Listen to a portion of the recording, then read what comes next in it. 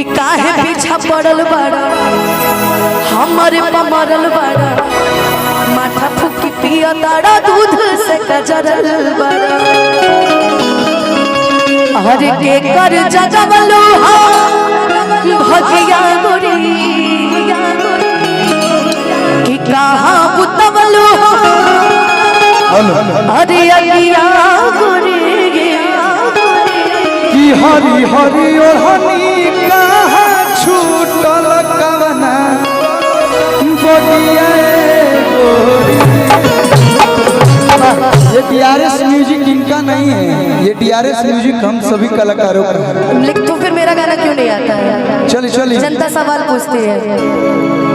अब आएगा ना, अब ये 10 को गाने के एडवांस लेता नहीं, रुकिए खेलेगा खेलेगा पक्का 10 को गाने के एडवांस अब ये लेता नहीं, रुकिए कि हरी हरी ओढ़नी तो हर छूटल कवना बगिया गोरी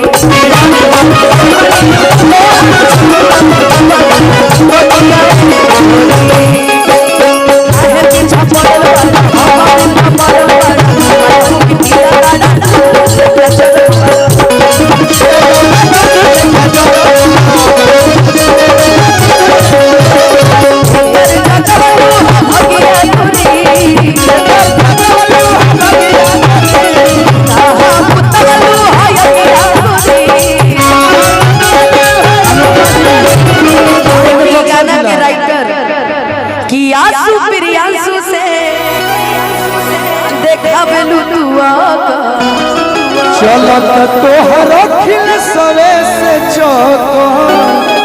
अब कहाँ गिर जम कहाँ गई, गाने का भाव गाना चाहिए। चलता हमर होई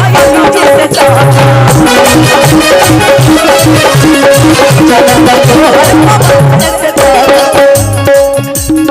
भेद जन भोला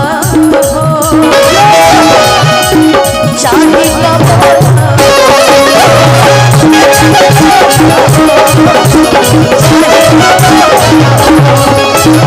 अरे छोटे में खोटेलू अरे सगिया गोरी